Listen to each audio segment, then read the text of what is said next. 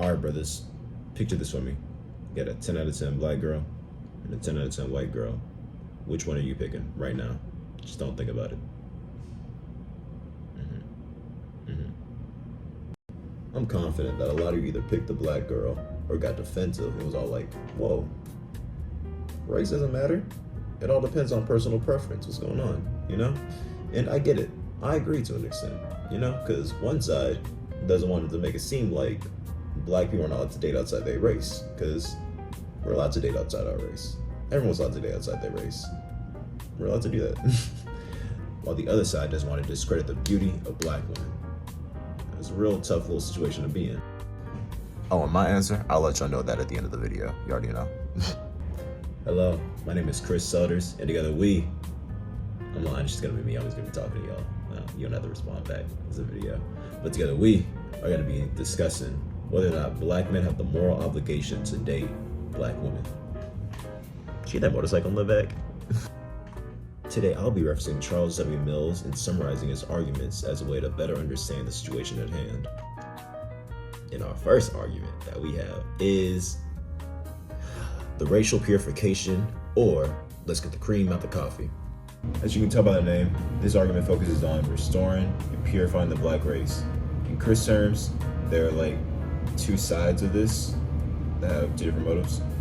There is African Americans. African Americans believe that this is to restore what has been taken away from our race after many gruesome years of slavery. And then there's the less, I would put it, positive side. Yeah, positive for lack of better words. That just believe blacks belong with blacks, as well as like whites belong with whites, that whole absolute thing they got going on. It's sadly only racist and, Klan members that believe that, and it is not super cool. So we're going to move past that and go on to our next argument. The next argument is the racial caution, or don't get the white folks mad. This argument is described to be less controversial.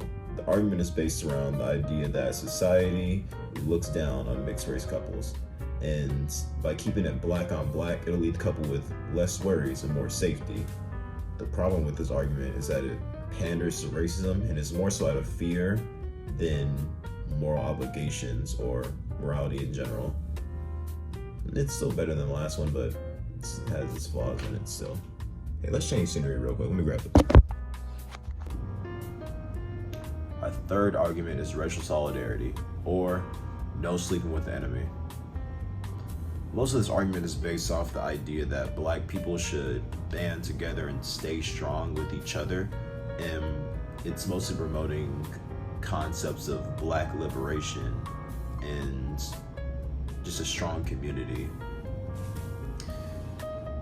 Although there is an interpretation that does push the idea of,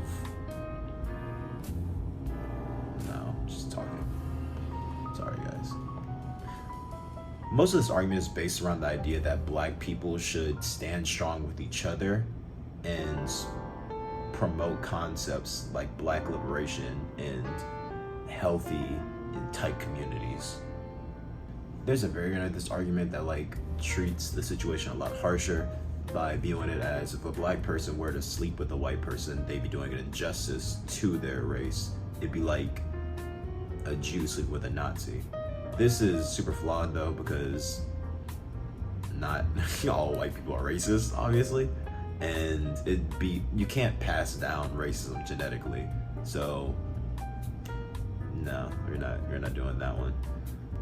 This argument fights for not only empowering black people as individuals, but black people inside this community, trying to strengthen our collective identity inside of it.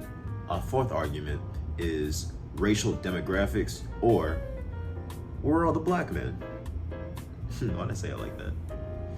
This argument is described to be the least politically tied out of all the ones we've covered so far. This argument pushes the idea that relationship dynamics are determined by who's on the demographic. Stuff like gender, obviously, the ratio of them, social economic status, and race, like if you're mixed or not, can all really not make or break a relationship, but play big roles in how people are experiencing them, you know? For example, they talk a lot about black women.